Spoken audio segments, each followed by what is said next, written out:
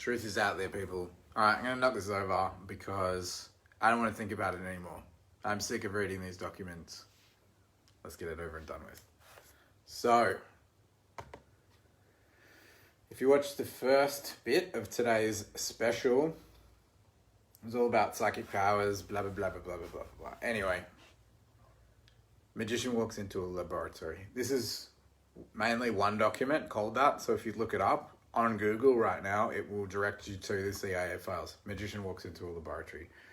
But some of this tied in with some of the other stuff I was talking about before, and there was another whole document on Soviet parapsychology. Okay, so a lot of the declassified documents from the time frame were about like the US and Russia having beef. Yeah, so a lot of the stuff is because the CIA is an intelligence agency. It is counterintelligence against the Soviets because they're worried that the Russians are doing stuff, you know, and that they're gonna get the US with these things, right? And yeah, stay tuned. Anyway, this is where I'm going with some of it. It was about the Russians not having an edge on the US and being able to use psychic powers to get documents, get information, you know, corrupt things. Anyway, magician walks into a laboratory. So this dude, S. Curlian, or Carillion, Carillion. He worked in a lab, and this, you know, some kind of electromagnetic experiments and devices and stuff. And he noticed that the charge from his forearm was different to the charge of his palm. He like accidentally and he's like, oh, my palm's got like a greater electromagnetic charge than the outside of my forearm, right? And he's like, okay, that's interesting. So he gets a lab technician to come into the room, and he stands on a rubber sheet, and he connected himself to a high energy electrical current, and he put an electrode on the back of his hand, so to measure the charge coming out of his hand, right? So they managed to photograph this with whatever electromagnetic photography, and we'll get into this. They call it, what do they call it? Electric photographs or something. They called this guy and his wife, right? This electric photographs, all right? Kind of like an X-ray. So they do this photograph thing, and they measure the charge coming out of his hand through the electrode. He's standing on a rubber sheet, and it creates like some kind of explosion, all right? And it outlines the bones of his hand, like an X-ray. So Carillion and his wife did several more experiments along this vein where they put a cloth, and they're like, does the electric coming out of the palms change when you put a cloth over it? If his hands are wet, tin foil between the photo plate and the hand, wet cotton. So 17 patents later, after they've done all these experiments and they've found out all these things and they've patented all these things, Carillion and his wife kind of get known for this shit, electrical photographs, okay? So back then they called it electrical photographs. I don't know if there were X-rays then or if this is leading up to X-rays. At this point in time, Carillion and his wife the Carillions get known for electrical photographs, okay? And so they moved into this kind of field of identifying things like human blood, healthy and unhealthy organs and stuff like that. And this one dude asked them, why are my plants dying? And so he brings them two different plants, and they do this like electrical photography on the two plants, and they're like, oh, that one is diseased with microorganisms. So before the plant was, brown and shriveled and dying, they could see, there's like all these infectious microorganisms in this plant and not this one. That's why that one's sick. And so they could analyze the inside of the plant, right? And this is one of the times that someone used this electrical photography that the Carillions had patented 17 times. Okay. Now, they noticed that nervousness changed the discharge of energy, right? And the author of the document, his name was A. Refalian. So this is the guy that wrote A Magician Walks into a Laboratory. This is the guy that wrote this document. And he said, not only did nervousness change the discharge of energy, He drank a glass of wine while he was hanging out with them, and then they measured it, and they're like, "Oh, that's different too. Like when you're drunk, your energy is different. Yeah, your electromagnetic energy that comes out of the palms is different." And being a qigong teacher, I know, like the energy that comes out of your body does change with your mood, and if you're drunk, it's gonna be shit. Yeah, it's gonna be shitty chi, right? In the qigong sense, right? And so basically what they're saying is they could photograph that. This thing that I'm saying that's not the yellow certificate, the other one, it's my qigong instructor. It's measurable. Yeah, you can measure the difference in electromagnetic charge from the hands, all right, with this X-ray kind of stuff. 3 years later, after 17 patents, 3 years later, this guy, Kvartov, right? Kvartov. Kvartov shows up. And he says he's a healer, and he'd like to know why and how this magic power works. And, this is my conjecture, probably so he can prove his haters wrong. He's probably got a bunch of critics who go, it's bullshit. And he's like, no, like, I want to get some proof from the electric photograph people, right? So he said that he experienced an incredible heat from his hands, and it healed people in the places that they were complaining. So I was talking about my knee before. He'd put his hands on my knee or just off my knee, and it'd get really hot, and it would heal, the ailments and stuff. So Karelian connects him to the RF unit and puts his hand under a microscope, and he shows Kvartov he shows him the microscope. So he's like, okay, let's put your hand in these devices that he'd made to measure electrical photographs. And he goes, have a look what your hand's doing. And Kvartov loses his mind because he sees there's all these like cool things happening. There's amoeba, so like life forms creeping around, and they conjoin into a bonfire, and then they split apart. And he's like, oh my god, he's like, what the hell's with my hands? I need proof. And Karelian shows him, and he's like, oh my god, and like kind of gets a shock, right? This is the story. And they like conjoin and split, okay? So he takes his finger out of the machine, and he's like, oh, what? And then he puts it back in, and he's like, oh, it looks different. It's like orange and purple and stuff. And Karelian goes, it's because you're upset. That changes the internal bioelectrical process, which is what we're saying about being anxious or being drunk. It changes your chi, right? So Karelian and Kvartov do a bunch more experiments. Why are your hands so hot, blah, blah, blah. And in one of these experiments, so Kvartov did it to Karelian, I don't really understand, but he poured hot lead on his head and didn't tell him. And Karelian's like, oh, it must be the heat of his hands, but he'd actually poured hot lead on his head. And, he's expecting Kvartov's hands are really hot, and it's actually lead. Which I guess explains why it's in there and why it's the other way around.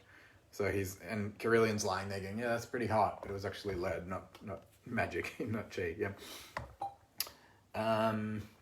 Okay, so many years later, 1966, Mrs. Yamada was recorded as healing people with her hands.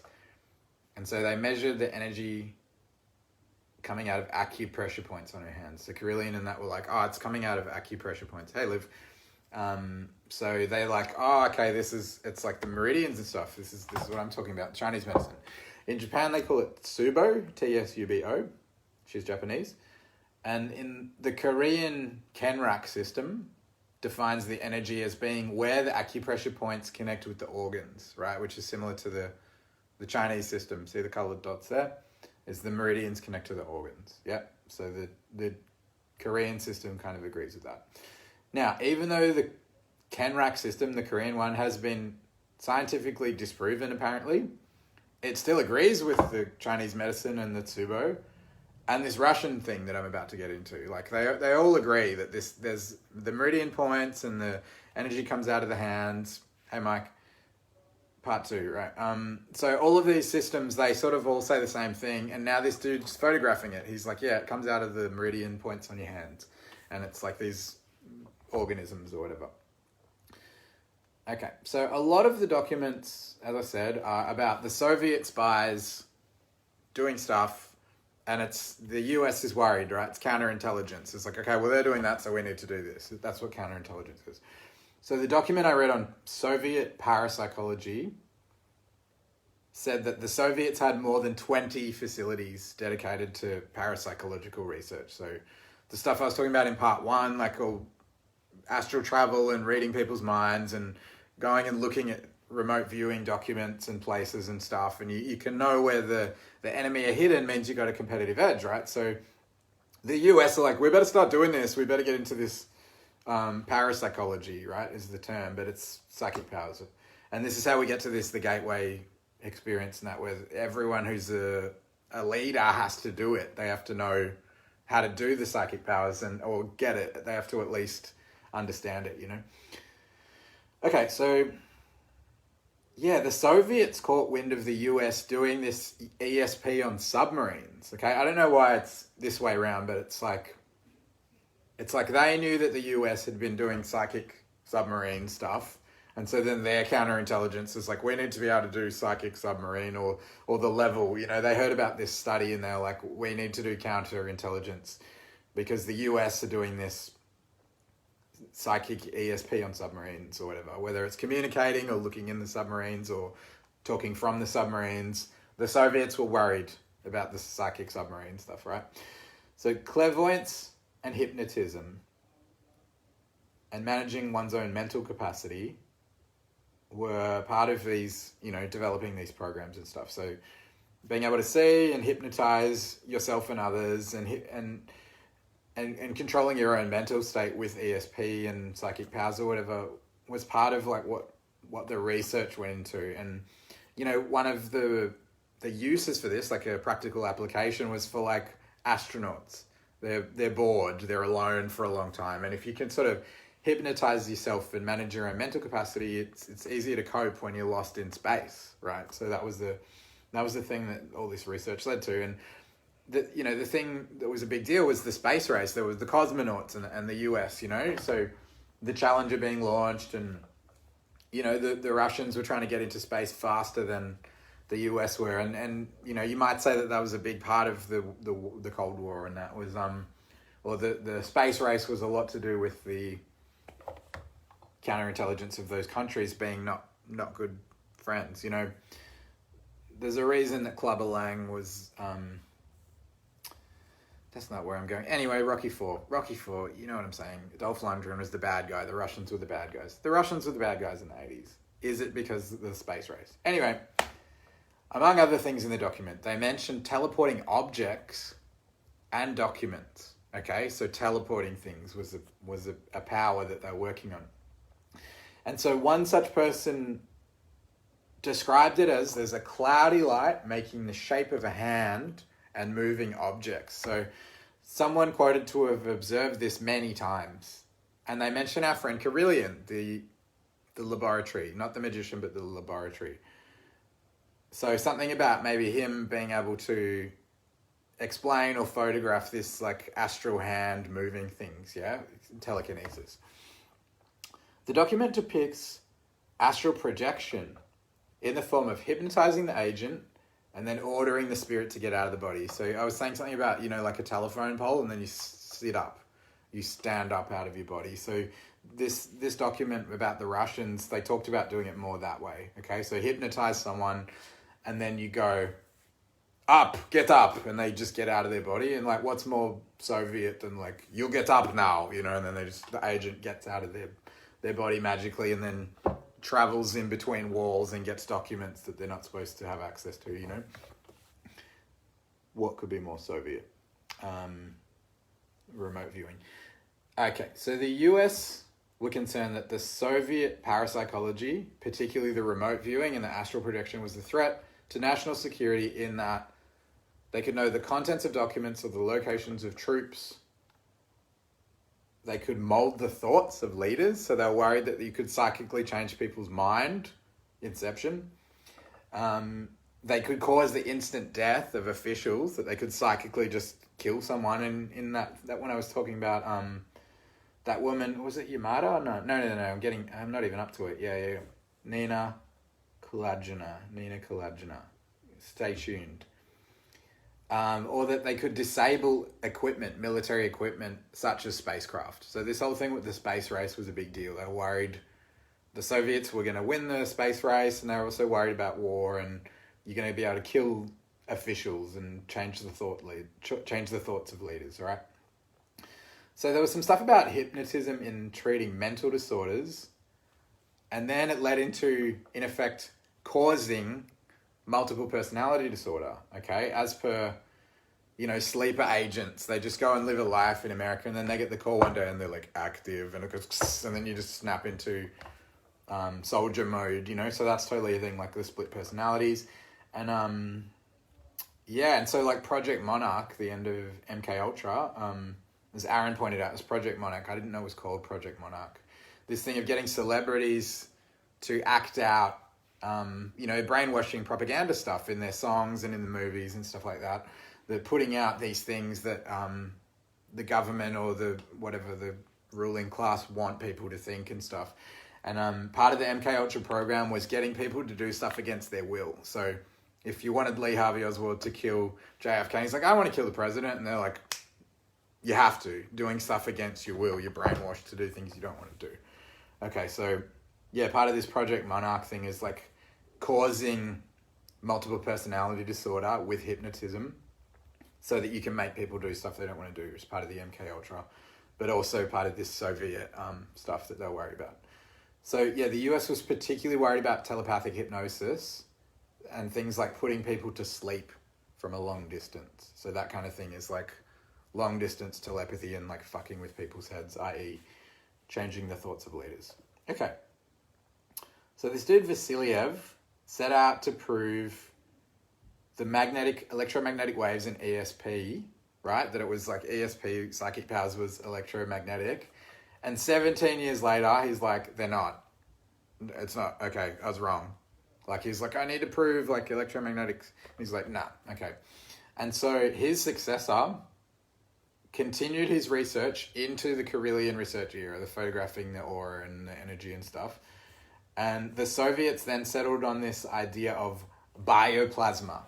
Okay, so the energy which the Carillion's electronic photography was capturing, they called it bioplasma. So like I'm saying it's chi or whatever, the Qigong we call it chi.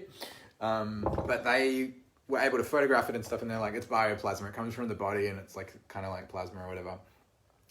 And they were capturing how bioplasma could predict disease before it had physically manifested. So like certain colors or luminescence around, the heart or whatever, they're like, oh, that dude's going to get heart disease. Like they started to be able to photograph and predict the energy around something meant, this is sick. Like the, with the plants, they're like, oh, that plant's got, bad amoeba in it or whatever. And they could photograph it, but it wasn't visible on the plant. They could photograph this bioplasma. Okay, wrapping it up. So Nina Kulagina possessed psychokinetic powers, telekinesis. She could move things, right? And she was not only able to move metal objects, bread and matchsticks, apparently, this is the list I read. She was able to separate the yolk from the white of an egg from several feet away. It was in some kind of salty bowl or something, and she just could psychically separate the yolk from the white of an egg. That's how well versed she was in psychokinetic powers. But the Carillion photography and researchers deemed that it was her bioplasma. So they patented this word, the Soviets patented this word, bioplasma, for chi. And they were like, yeah, we can see she's doing like bioplasma out her hands. A magician walks into a lab, energy coming out of the hands.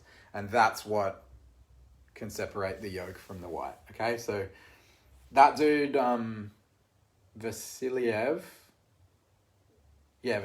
was like, it's not electromagnetic energy that does psychic, whatever, but the Carillions are like, it is telekinetic. Okay, so ESP might not be electromagnetic, but like lifting bowls when you're far away from them, that is bioplasma. Okay, so it's not the same thing. Like telepathy is not the same as psychokinesis on a provable scientific level. Okay.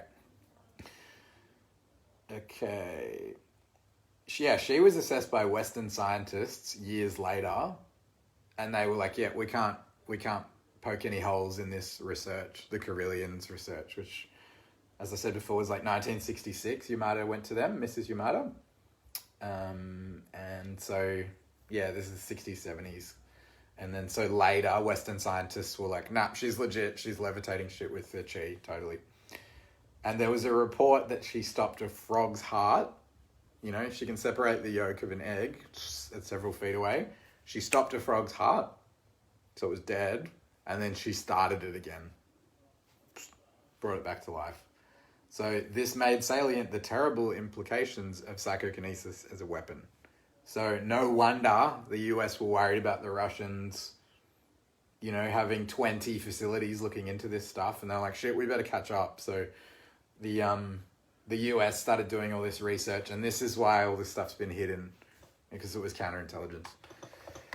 Oh my God, that was so tiring. That took months. That took all of lockdown. And I've had enough. I don't want to do it anymore. If anyone would like to take over and run the Z-Files and look into what they've been hiding from us, UFOs, psychic powers, mind control, go for it, because I'm done, all right?